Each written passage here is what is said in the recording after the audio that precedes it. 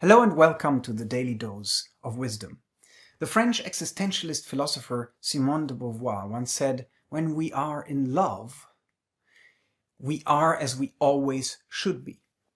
Now, cynical people might think of this as an overly romanticized idea of being in love. But nevertheless, there is some truth to that. Because when we're in love, we are often more willing to bring our very best qualities to the table, to express our better aspects more strongly. Whereas once we get used to someone, we also tend to kind of let our worst qualities come to the table as well.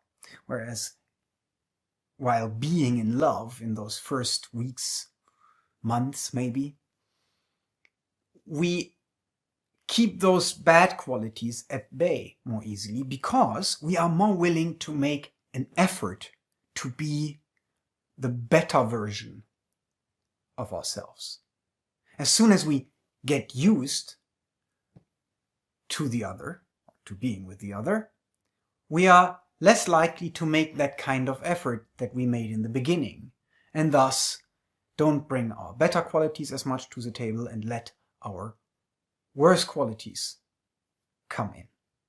So in that regard, it's really true that we should, and if we were willing to consistently make the effort, maybe we even could be those better versions of ourselves a lot more often. And this doesn't only apply to being in love, this doesn't only apply to intimate relationships. We often do the same thing when we try to get a new job in the first weeks on the job, or when we are doing certain type of sports, or even in kind of situations where we learn something new.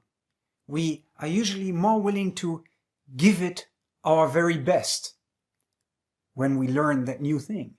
But as we get used to that, when it's not a new thing anymore, we stop making that same kind of focused, attentive effort. But we could still make that effort. We could still will ourselves into more consistently bringing our better selves into all kinds of situations. So where can you start doing that today? Make that little bit more effort. Will yourself into being your better self.